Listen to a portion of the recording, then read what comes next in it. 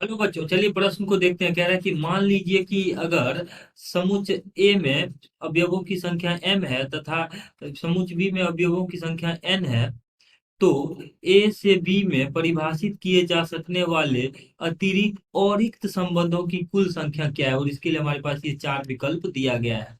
तो दिए गए प्रश्न के लिए हमारे पास जो मुख्य अवधारणा है, मुख्य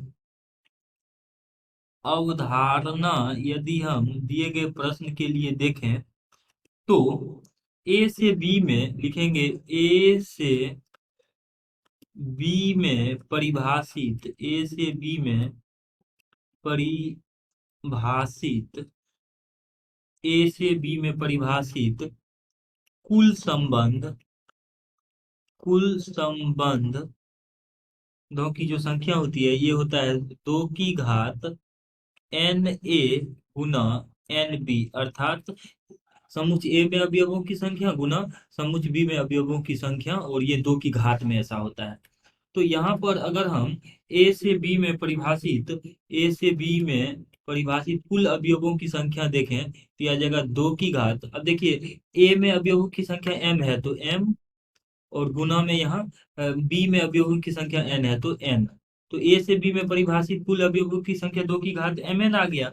अब हम जानते हैं कि इसमें एक अवयव जो है, एक अवयव फाई, वो अरिक्त अवयव है, मतलब रिक्त अवयव है, वो भी इसमें आ गया होगा। तो इसके लिए लिखेंगे, इसीलिए ए से बी में, ए से बी में परिभाषित, ए से बी में परिभाषित, ए से बी में परिभाषित कुल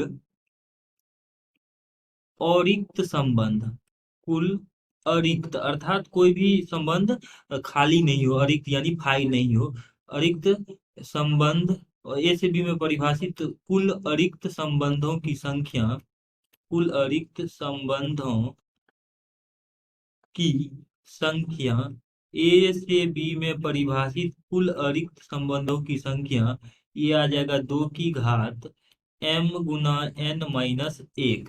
यही दिए गए प्रश्न का अभिष्ट उत्तर हो जाएगा। अगर हम विकल्प में देखें 2 की घात, 2 की घात mn माइनस 1, तो विकल्प डी में है तो डी सही उत्तर हो जाएगा।